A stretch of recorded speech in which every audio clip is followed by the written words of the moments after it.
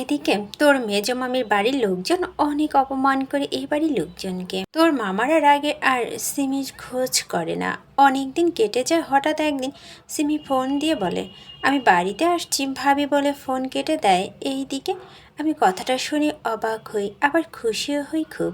আমি তোর বড় মামাকে কথাটা বলতেই তার চোখ দিয়ে টপ টপ করে পানি গড়িয়ে পড়ছে। রাগে মাথা নেওয়া একটা সিদ্ধান্ত সব শেষ হয়ে গেল।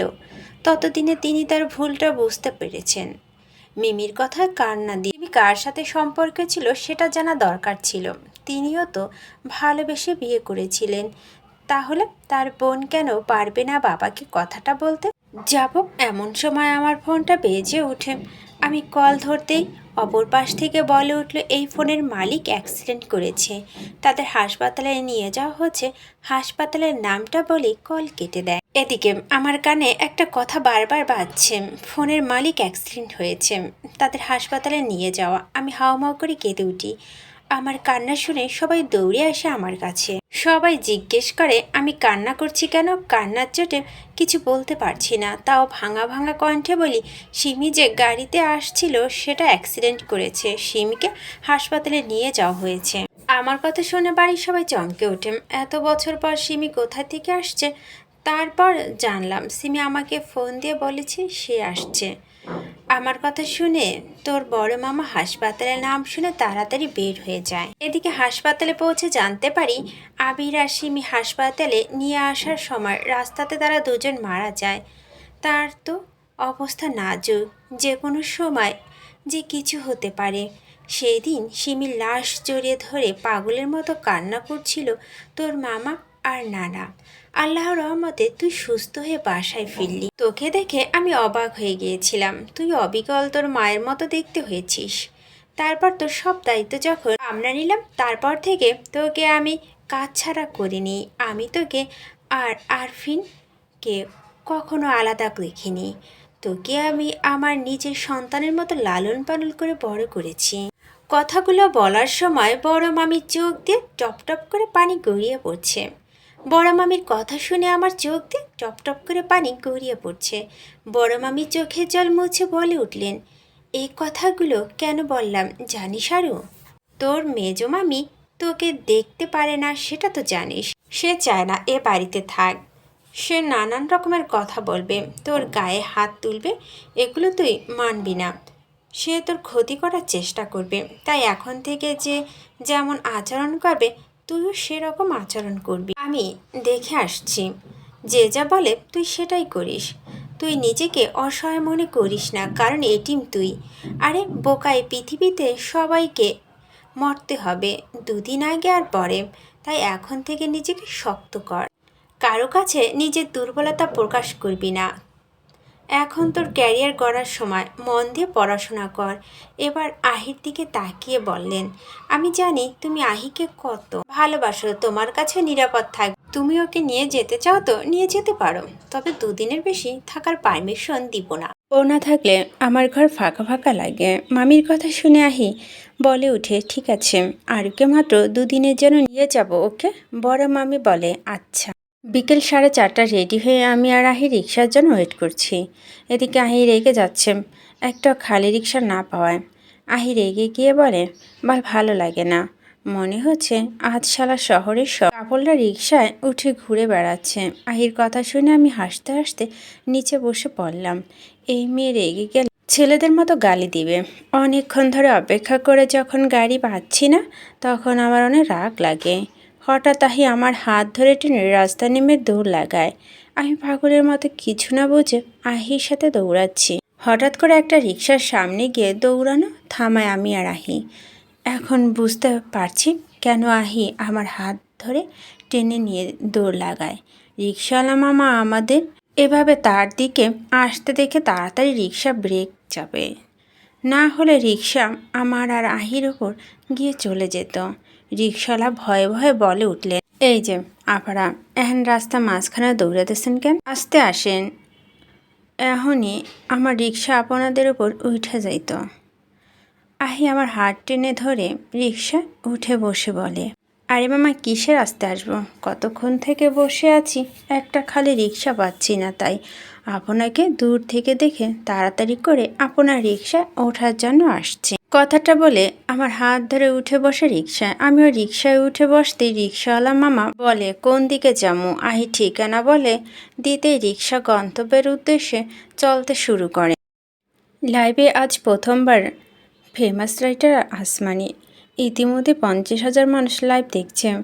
আজ প্রথমবার ফেমাস রাইটার আসমানির কণ্ঠে শুনতে হাজার হাজার মানুষ জড়ো হচ্ছে এই লাইভের একটা গান গাইছে ফেমাস রাইটার আসমানি, সোনার ও পালঙ্কের ঘরে। হাজার হাজার মানুষ কমেন্ট করছে, সবার অনেক প্রশংসা করছে তার গান শুনে। অন্ধকার রুমে বসে লাইভ করছে অপমানিত, তাকে দেখার জন্য ব্যাকুল হয়ে আছে তার ফলোয়ার্সরা, বারবার তাকে অনুরোধ করছে।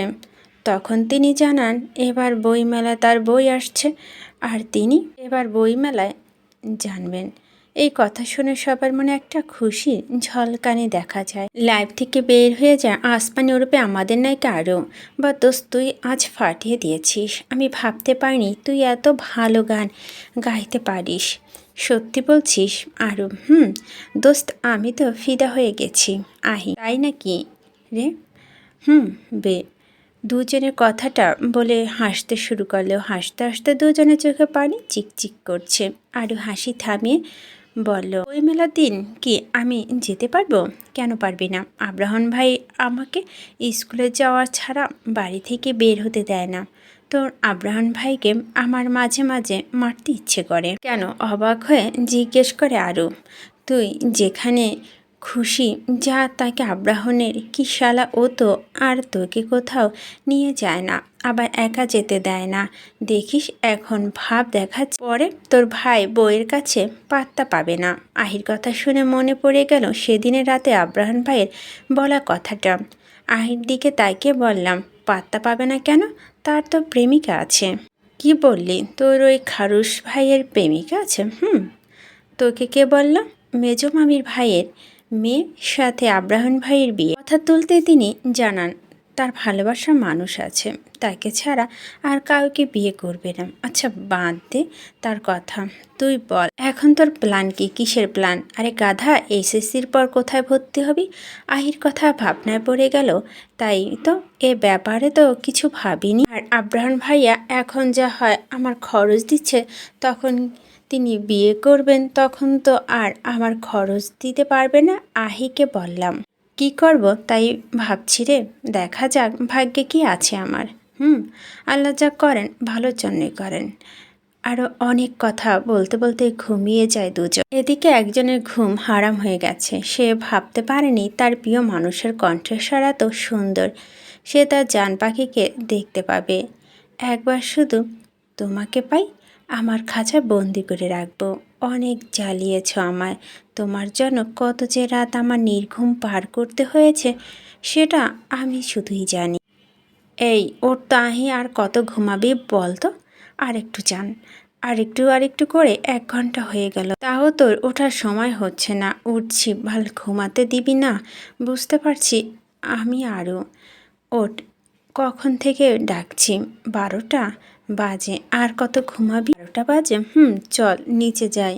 মনি এসে অনেকবার ডেকেছে আমাদের। আরুর কথা শুনে আহি ফ্রেশ হয়ে আরু আর আহি নিচে যায়। হঠাৎ ফোনের দিকে তাকিয়ে দেখে বড় মামার কল রিসিভ করতে ওপাশ থেকে বলে উঠে, আরু কি করছিস মা? আমি বসে আছি মামা। তুই তাড়াতাড়ি বাসা আয় তো মা।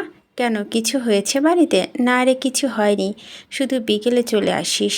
ওকে আসবনি। আচ্ছা সাবধানে আসিস ওকে। কথা শেষ করে সামনে তাকিয়ে দেখি আহি আর মনি আমার দিকে তাকিয়ে আছে। মনি আমাকে জিজ্ঞেস করে, কি হয়েছে? কে রে কল দিয়েছে? বড় মামা কল দিয়েছিল।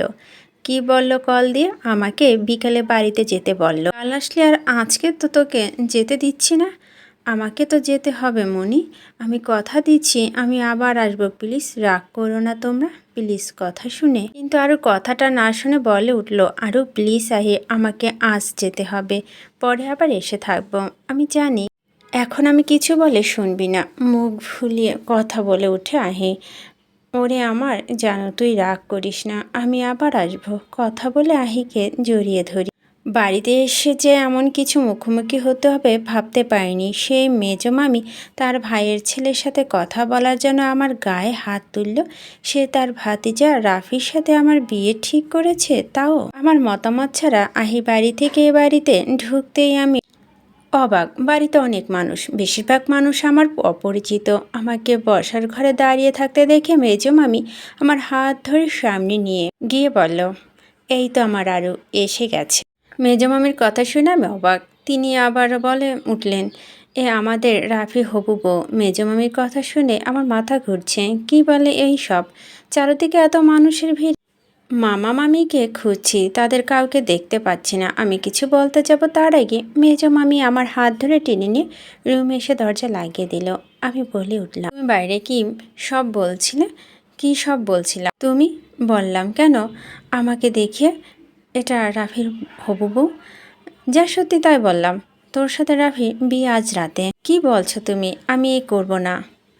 মেজো মামি আমার গাল চেপে ধরে বলে উঠলেন, মায়ের মতো যদি এবারও তুই এবার কিছু করিস তো তোকে জানে মেরে দিব। ভালোই ভালো আমার কথা শুনে এ বিয়েটা করে নে। বলে রুম থেকে বের হয়ে বাইরে থেকে দরজা লাগিয়ে দিল। আমি বিয়ে করব না মামি, তোমার পা ধরি। আমি এই বিয়ে করব না বলে দরজা ধরে বসে পড়লাম। আমার চোখ দিয়ে টপ টপ করে পানি গড়িয়ে যাচ্ছে। আমার চোখের সামনে আব্রাহাম ভাইয়ের চেহারা ভাসছে। আমার বুকের ভিতর যন্ত্রণা হচ্ছে। আমি কি সত্যি সত্যি তাকে হারিয়ে ফেলবো? আল্লাহ তুমি রহম করো তোমার এই এটিম বান্দার ওপর। বড় মামি তুমি কোথায়? আমার বাঁচাও, বাঁচাও।